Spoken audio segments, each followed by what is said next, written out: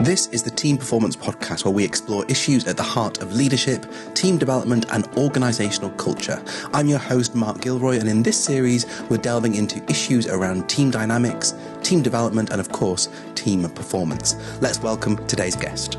Welcome to the latest in our series of podcast interviews. I'm really happy to be joined today by Jude Sclater. Jude is a coach, author and trainer, and in her book, Think Like a Coach, she's all about helping new managers transform into leaders by using the power of, surprise, surprise, thinking like a coach. Jude is a certified team coach. She has an MSc in organisational behaviour and, just like me, is a fellow psychology geek. Welcome, Jude. Oh, thanks for having me on, Mark. I would like to start by asking you, this series is all about teams. What's the most memorable team you've ever encountered? So when I was at university, I was part of an organisation called ISEC. Some of your listeners might be familiar with them. It's a internationally student-run global exchange program. So it's run by students within universities. I suppose as part of the way the organisation is run, we would have 2 conferences every year. And I was on the management team of my local committee at Victoria University of Wellington. And this was the first ever conference we had run for ages, mostly because we didn't have a lot of money, so we couldn't afford to do one. But this was sort of our first big year. And the team that I worked with on that were just absolutely amazing. We had to deal with so many things. We lost our venue a week before the conference was due to start. Luckily, we managed to find another one, but we had to buy fire alarms for that venue and had to have someone patrolling 24 hours a day to ensure that no fire risks and things had come up. We had to get our own chef in. Just so many things that seemed to go wrong, and yet as a team, and you've got to think about, these are people in their, we were our kind of late teens, early 20s, putting on a conference for 150 people coming from all over New Zealand, but it just worked. Definitely there were some tense moments, but on the whole, we had so much fun, and it's something that I always look back on as being, thinking about a team that I really enjoyed being a part of. What do you think it was about that team that made it so special? So you talked about it being fun despite all of that adversity, but have you ever thought, in retrospect, what was actually going on underneath the surface? No, but thinking about it now, there was a strong belief. So ISEC is all about where it came from, as it came out of World War II, and a group of students came together and they had this idea that if you could create more cross-border interaction with people. So if you could go and live in another country for a while and really understand the culture and the whole ethos of what another culture is like, that this would help us to avoid future war.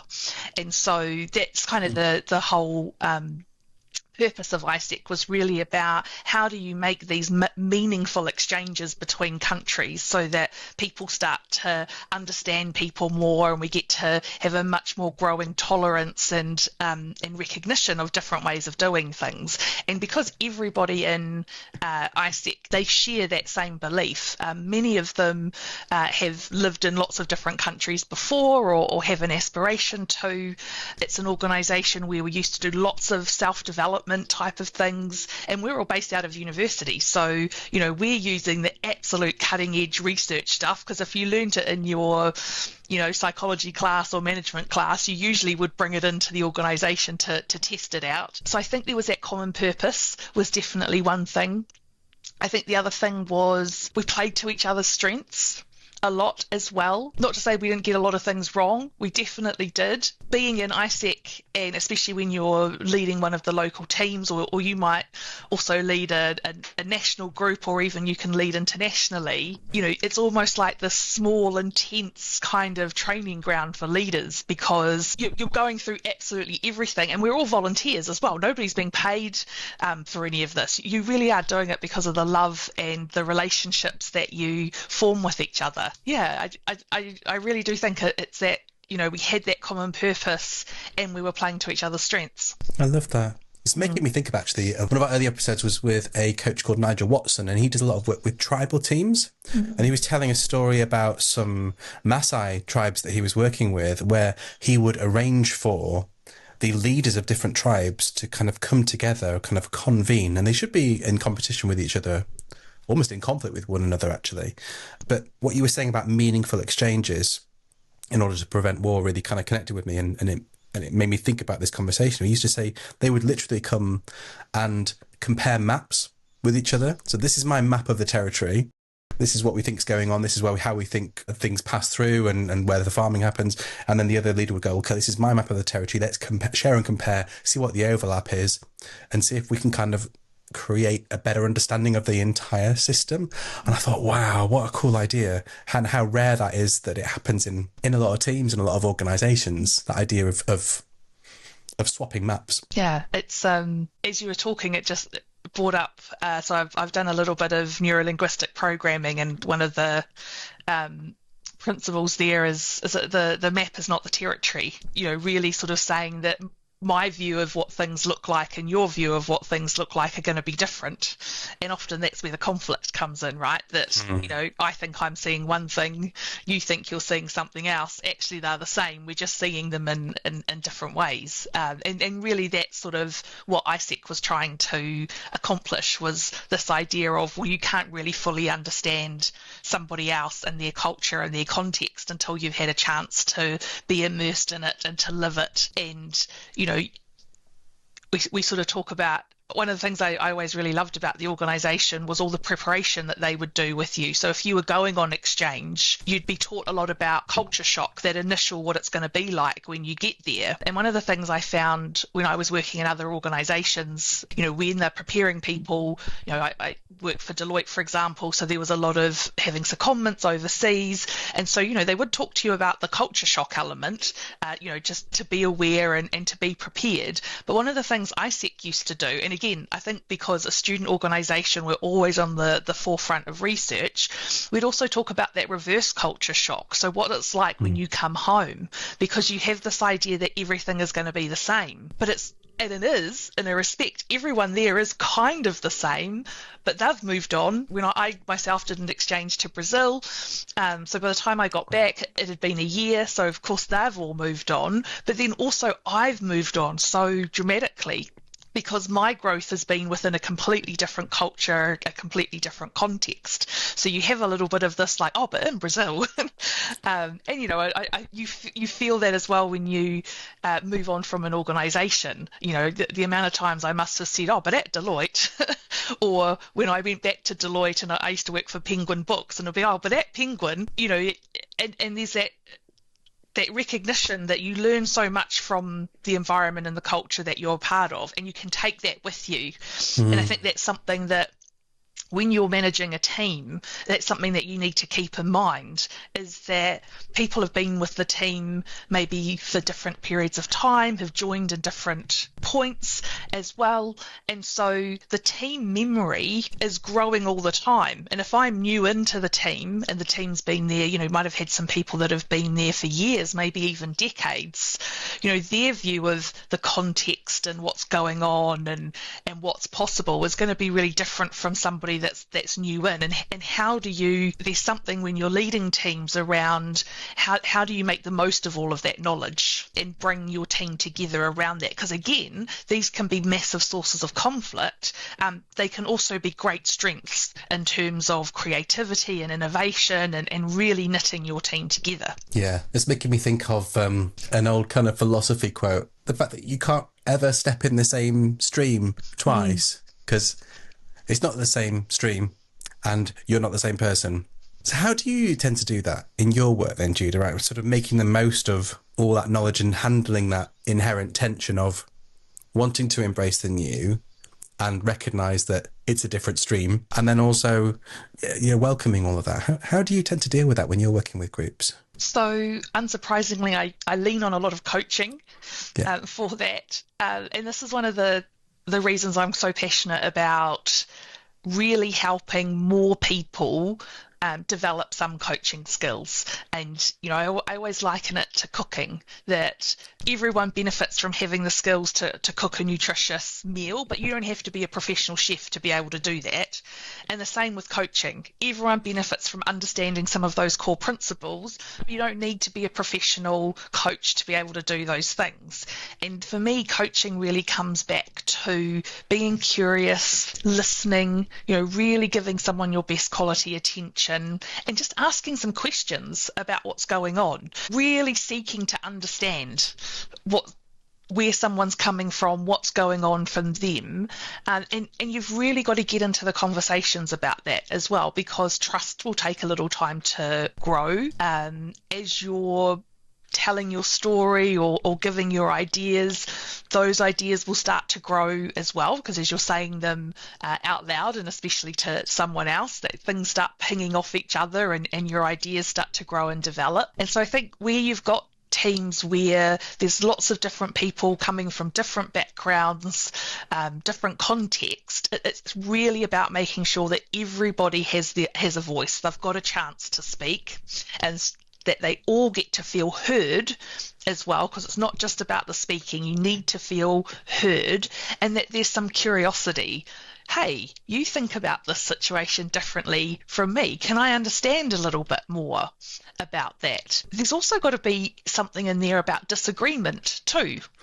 And I think there's healthy ways to go about doing that, ways that will help you get to a great product. And thinking again about my team, we called ourselves the organising committee. There were lots of things we disagreed on, lots of internal arguments that we had, but that didn't bust the team apart and kill us. We were having those discussions and those arguments because we knew we had a vision of what it was we were trying to create, and we were all on the same page around that. Just as much as, we would have some really great discussions, quite robust, really creative, innovative, or we had to be as creative as possible when we lost our venue a week out.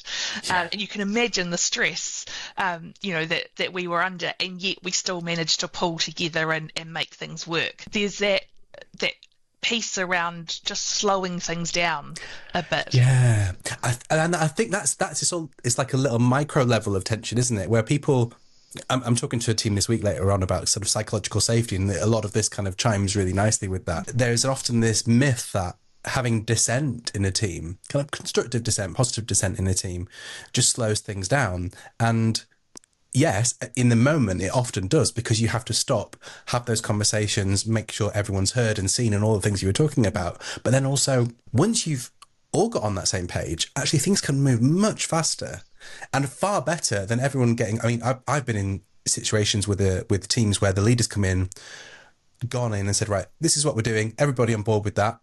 I mean, leading questions from the off, even nodding, saying, everybody okay with that? Great. Yeah, good. Just wanting to move things really quickly. Whereas actually the smarter thing, in order to move fast in the long term, is actually to allow that time for dissent and conflict and a positive way of handling disagreement, so that people can voice any concerns, thoughts, ideas, questions in a safe way. It's so much easier said than done, though, I think, because there's all those like power dynamics start to come into play as well, right? I think you must see this a lot in your work, working with kind of new managers, particularly kind of transitioning into leadership roles. So I think the first thing is to understand, or help someone understand, where they sit in this.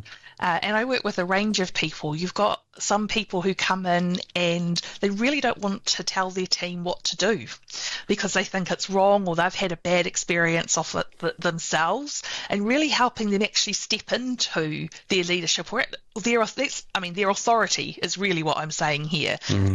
You've got this authority as a manager or as a leader, and you've been put into that position for a reason, and you've got your team around you. It's okay to delegate. In fact, you want to be doing that, because otherwise your team aren't going to be stretched and challenged. They won't be developing themselves. And I always remember one person that I was working with, she was quite senior in her organisation, running some really massive projects, but she just felt she couldn't delegate things down to her team because they're already overworked. They've got so much on already. How could she possibly do that? And so I talked to her about, well, how does she know that they're actually overworked? And she's just like, well, I'm overworked. They must be overworked. And it's just like, okay, well, so you don't know, you're mind reading. And, really encouraging. One of the things I think comes up a lot when I'm coaching managers and leaders is they make assumptions really quickly. This is happening for me, or this has happened to me. I don't want to put that on my team. And yet, if you go and ask your team, sometimes they're sitting there going, why am I not being delegated to? Does she not trust me? Am I not good enough? Do I not have the skills? And when I brought this up to her, she was a bit horrified because, in her mind, she's someone who really championed her people. So she went out there and asked, and she was so surprised that so many of them were like, yeah, bring it on. We want to step up here. And just because she had this amazing relationship with her team, they knew that she had their back no matter what. They were just waiting for the call up. And so I think there's those leaders that are there not realizing that their team are really chomping at the bit to take on more. They really want to support them. They really want to do their best for that leader, but they're not asking. And then you get the ones that, the only way that they know is you really drive your team hard, you give them lots, you challenge them, that kind of thing. And there are people that respond really well to that. But what you end up with is a team full of burnt out people. They start leaving organisations, they start getting sick, therefore they've got to be sort of signed off. I know in my last organisation that I was in, Deloitte, they were making a really big concerted effort to send the message out that this was not acceptable behaviour within the firm. And I know now, apparently I've been out for quite a few years now, but talking to my friends that are there, the new generation of partners that have come into that firm, they're all sitting out with on the floor, they're sitting with their teams. There's much more of a culture of development and collaboration rather than this working everybody into the ground. And I've worked with some of those people, and they're not bad people by any means. It's just that they don't know any other way. Yeah. And when you can show them what they're doing and the impact that it's having, they're horrified. And again, it comes back to, yes, you've got this core set of people that love this kind of style and it's working really well, but how can you modify, how can you adjust, how can you bring other people in and along with you? And it's something that I'm just trying to think, I don't think any of the people I've coached have been against it.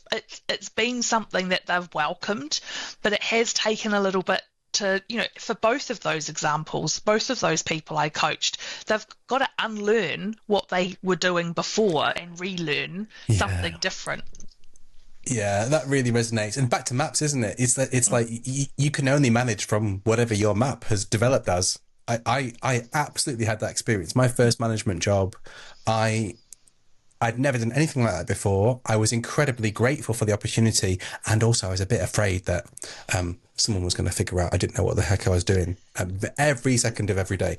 So I just managed from the map that I knew, which was all the other managers that had ever managed me.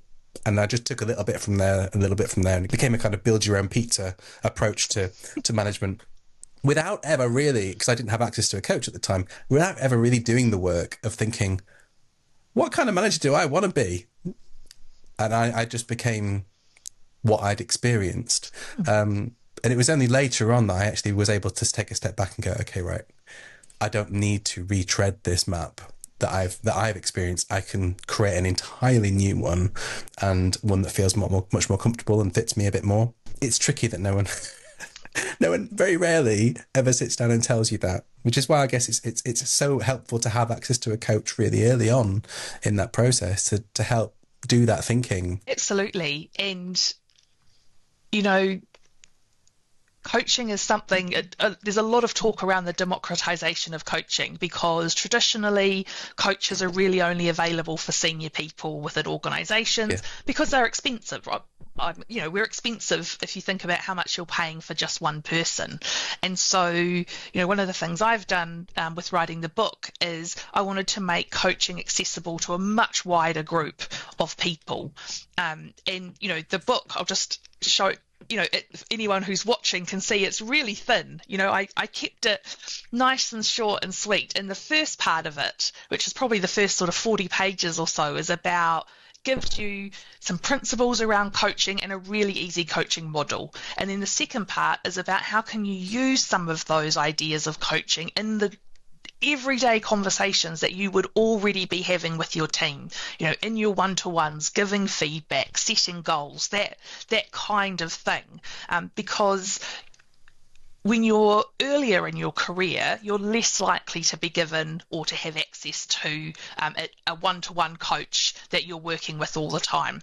But something like this, you can flick through, you can read what you need, and then straight away go in and have the conversation. You're still getting the benefit of getting those ideas of coaching. Yeah, I really love that. A lot of my friends are teachers, and whenever I go out and catch up with them, all they tell me is how much they hate their jobs and how much they loathe the system that they're part of. And it makes me so sad, because in almost all situations, the thing that would really help support that is some good coaching. And actually, just last week, someone messaged me and said, have you got any really good books on helping someone become a more confident leader? And I said, I can give you some recommendations, and here's some podcasts here and some TED Talks and things you might want to look at, and here's some online courses as well. But I said, ultimately, you might not be dealing with the real issue there. You might really want to have them talk to a coach. And straight away came back, yeah, but we haven't got the budget for that. I can spend £5, £10 on a book, but that's probably about it. And I thought, gosh, what a shame that actually just dealing with that surface level presentation of an issue, as opposed to getting deeper down into supporting the individual. Yeah, it made me really sad that it isn't more widely available.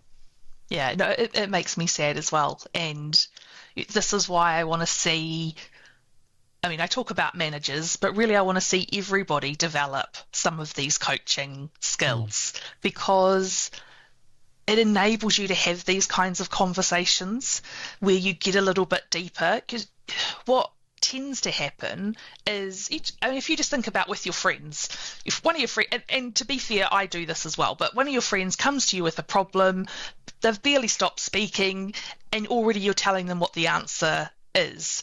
And often they'll bat a lot of those answers away. Like, there'll be lots of excuses and reasons why they can't do those things.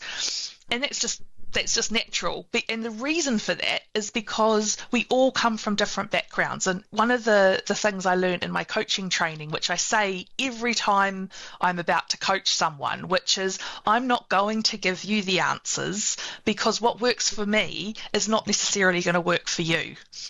If we get stuck, I might make some suggestions, some of them based on what I might do, some of them based on what other people I've coached have come up with.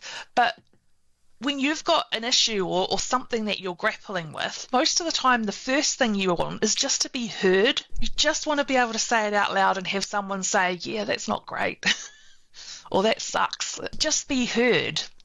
And then if you're the one that's doing the listening, if you can just give that person that's come to you with that issue your best quality attention, no judgment, no interruption, just listen to what's being said. And then afterwards, just ask a few questions. So with my model, which I call the coaching two-step, I suggest just something simple like, tell me more. Any question that just keeps that person thinking and talking out loud just that little bit more. Because what you're doing there is you're tapping into something which I think we've all experienced, which is when you've hit a problem and you go and talk to someone about it, a lot of the time as you're saying it out loud, the answer comes to you anyway. And the reason it has is because the person that you're talking to has probably given you all of their attention, and they're just letting you say these things out loud. And so if you could provide that experience for somebody else, and it's I wouldn't say it's easy, because you've got to hold back your natural helpful self who wants to jump in and say, oh, but if you just do this, everything's going to be okay. And instead say, actually, the most helpful thing I can do for this person right now is really hear and listen to what they're saying and ask them some questions so that they can keep processing this, because there's a really good chance they'll find the answer themselves. And if you can help someone find the answer themselves, they're so much more committed to it. They'll take more responsibility for it. They're energized by it, and then they can just go out there and get things done that they need to get over this challenge or to achieve what they want to. Thank you for that, Jude. You made me think about something I wanted to get your take on. I read this online the other day. So I think it was in some sort of forum, and it was someone describing their version of events as a hot take on coaching.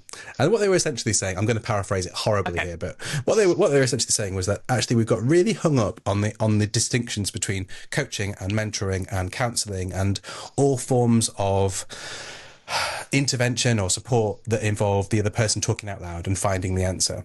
They were saying that in their work, actually, if the person presents as saying, I do not have this, you need to tell me what to do, or can you just give me something to work on, particularly a more sort of junior member of a team, or that it became apparent that actually the thing that they wanted to unlock was sitting behind where they were as opposed to in the future, and thinking more sort of into what they wanted to become and what reality they wanted to create. They were saying, actually, it doesn't really matter.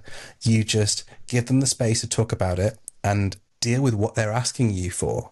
And I've been really thinking about it a lot since, because I've definitely had coaching clients who've kind of been in that frame of mind of going, I can see what you're doing here. I can see you're asking me some questions, and I can see that you're reflecting back and giving me space to think things through and weigh up the options. But I've genuinely got equal standing. I've got 2 boxes to open. I don't know which one to do.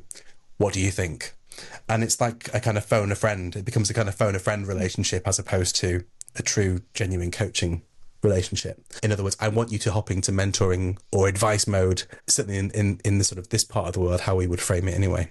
What's your take on all of that? How do you feel about those boundaries? I actually really hate this word coaching in some respects, because it's so muddy. And it brings up so many different connotations. When I'm running workshops and I ask people, what do you think of when you think of coach? Often people will say the coach on the sports field. And what does the coach on the sports field do? They tell you what to do, or they're giving you some kind of guidance. I haven't come up with a better word, but I think sometimes this word really trips us all up. There's a real difference between you're a professional coach, you've got your coaching clients that you see, and there's the confidentiality around that. You don't have influence over that person's outcomes. Whatever things they choose are not going to have an impact on you. And your clients do often ask you for advice, and that's something that you have to navigate as a coach. There's also a lot of different coaching styles. So, some ways that people coach, they absolutely would never give advice. Some are a little more flexible with it. Some that is part of their style, that they're often sharing knowledge and giving advice around ways of doing things. So there's quite a kind of a spectrum in there. Thinking about you're leading your team, I think sometimes the mistake that organisations or that we're making when we're training managers to use some coaching with their team is we're giving them a cut down version of what professional coaches got. And I've been guilty of this in my own, when I was internal in corporate as well. The sort of half-day training session using the GROW model. And I don't want to, disparage the GROW model. It's a coaching, it's a foundation coaching model. It is an amazing model. Every other coaching model really is based on the GROW model. It's just using, different words and things like that. But if I think about my training as a professional coach, I did over 60 hours before I coached someone outside of my training program. And even then, I was so happy that it was on the phone, no video back in those days, pre-COVID. I had notes everywhere. I was in one of those little phone booths, stuff stuck up all over the place. I was bricking it. How can you take something, the GROW model looks so simple, but there is so much involved in it. How can you train someone in half a day where they get one go of practice and then expect them to go out and start coaching their teams? And that's what I think is maybe a bit broken about that, which is kind of what got me to writing the book, which is If you, as a manager, really get into coaching, you're really liking it, of course, go and learn the GROW model, because it is a brilliant model, or some other model of coaching. But at its basic need, really coaching is about the quality of attention that you're giving someone, that you're asking them lovely open questions, getting them to talk out loud and explore what's going on for them. That's really what the coaching is all about. And that's something that you can just do in your everyday conversations. Because also, as a manager, you've got to remember that you can't keep things confidential. You do have influence over what's going on with your team member, and you are impacted by the decisions that they make. So again, it comes back to this context thing. As a professional coach, what I can do with you in the room and the kinds of things that we cover and the depth that we might get to is very different to what you can expect as a manager. And as a manager, actually, the benefit of using this, and I say coach-like, because it's not about you being a professional coach, it's you using some of those skills. So when you're using this coach-like approach, it's benefiting you because not only are you building this critical thinking and capacity for coming up with your own solutions within your team member, you're also getting insight into the things that they're strong at, what they're struggling at, where they might need some support. That's how you'll find out that one of your team members is annoyed about something, because you're really listening to what's going on. So you're picking up those undercurrents of things that aren't working really early, so then you can now start to do something about them. And the ripple effect of that, it doesn't just ripple out across your team, it ripples out across the entire business. And I think it does hit the bottom line as well. And in fact, Daniel Goldman, who is famous for emotional intelligence, but also looking at leadership styles, he did a study back in 2000 that was reported in Harvard Business Review, and he found that the coaching style of leadership, if you use that, it had a significant positive impact on the bottom line of an organisation, but that leaders weren't using it because they said it took too much time. And I think they're saying it takes too much time because the thing they know about coaching is how we do it as a professional coach. And if you've gone into a workshop and you've learned something like the GROW model, then that's like a good half hour at minimum conversation, right? Although we as coaches know you can get through that, but the reason we can get through it faster is because we've got so much more training and knowledge and practice around this, when in fact, actually, if you just think about coaching as, I'm really going to give you my best quality attention and I'm going to ask you some questions to get you thinking about things so that you can come up with the answer yourself, then you can see that this is something that can just happen in your normal everyday conversations. Yeah, I think the analogy I heard used a little while ago that kind of speaks to that was around if you were getting on a plane, would you rather have a pilot who has flown 100 hours of active flying, or would you rather have a pilot that's just very recently come off a half-day simulation in charge? And we let that stuff off into organisations.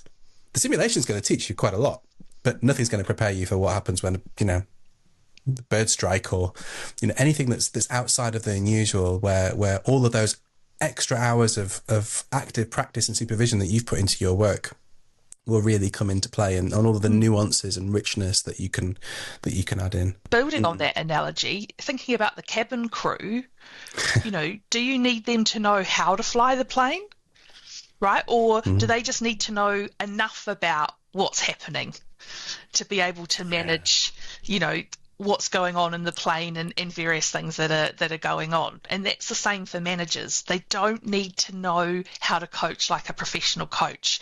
They need to know enough around the principles behind coaching and some of the skills around it so that they can bring those into the conversations that they're having with their team. I also like the idea of doing away with the term coaching, because you're right, it's so muddy and it's so murky and so kind of mixed with all sorts of other disciplines and practices. And I'm a big subscriber to the idea of kind of servant leadership, and I wonder whether there's something around kind of leaders, their core job is to serve people with their attention. I think you mentioned this, but just to double check, so you talked about your two-step method, but the first bit didn't tell me more. What was the second bit?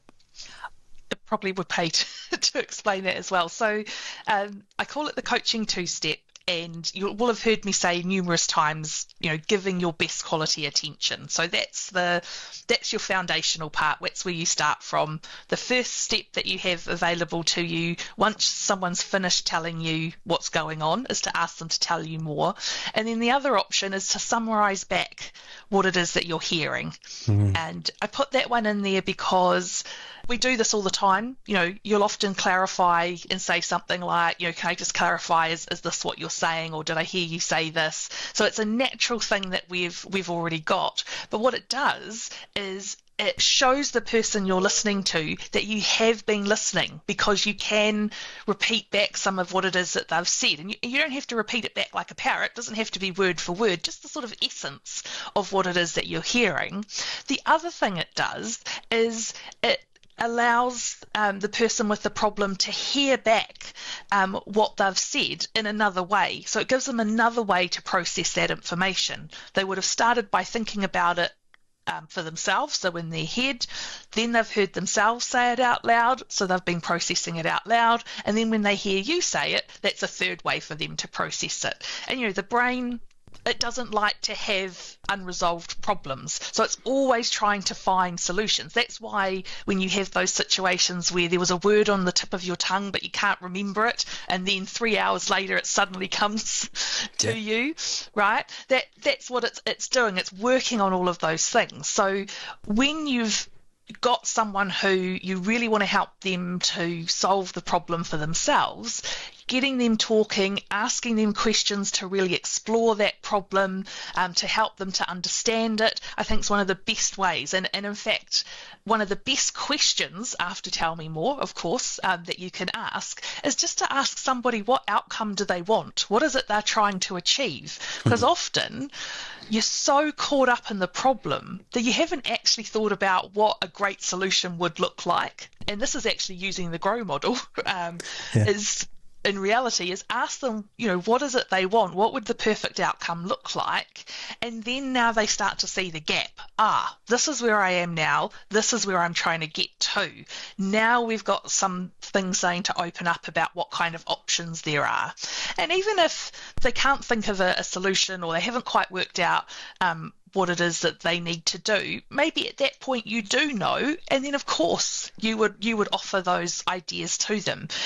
One of the things I always see in coaching training is that sometimes participants get the idea that now that they've learnt these coaching skills, that's the only thing that they should be using.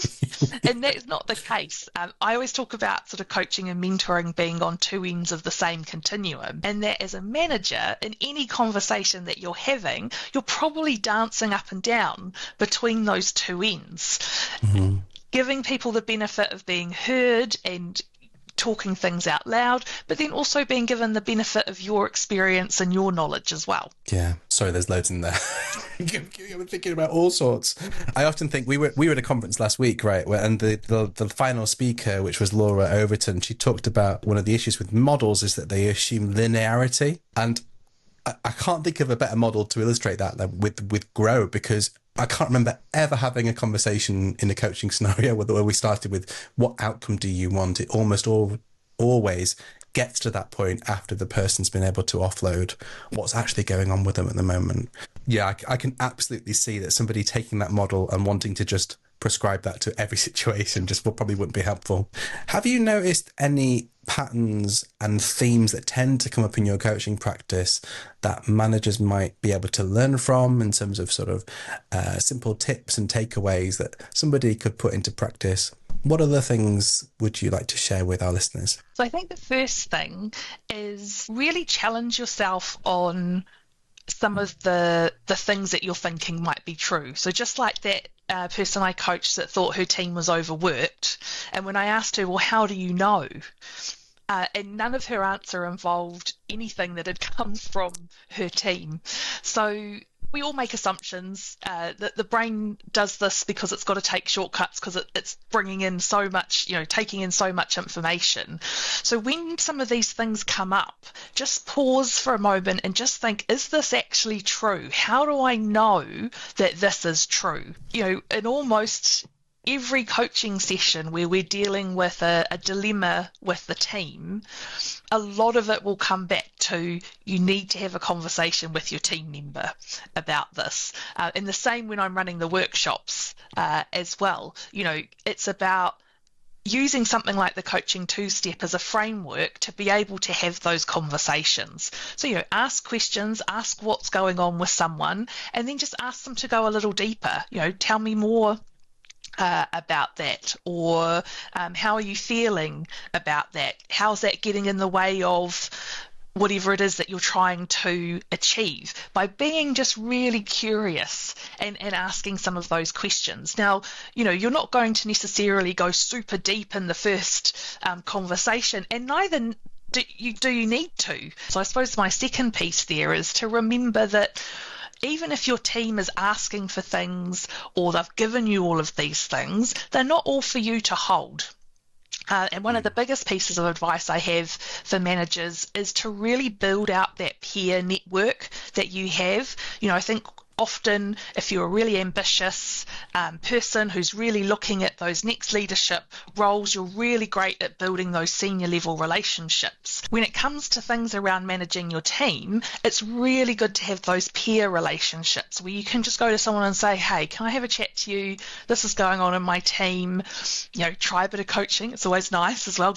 Hopefully they'll coach you, but at least they might give you a bit of advice, and then you can do the same for them. Because one of the things I think is the most powerful in the workshops I run is when everyone talks about a team challenge that they're facing at the moment, and then other people in the group are like, oh, it's not just me that are facing that. And I think you can feel very much like you're on your own. So having that peer network, I think, is really great. And then of all of the coaching things that I've talked about, the number one that I would say to focus on is about the quality of your attention. You can't do this every time because it would be absolutely exhausting.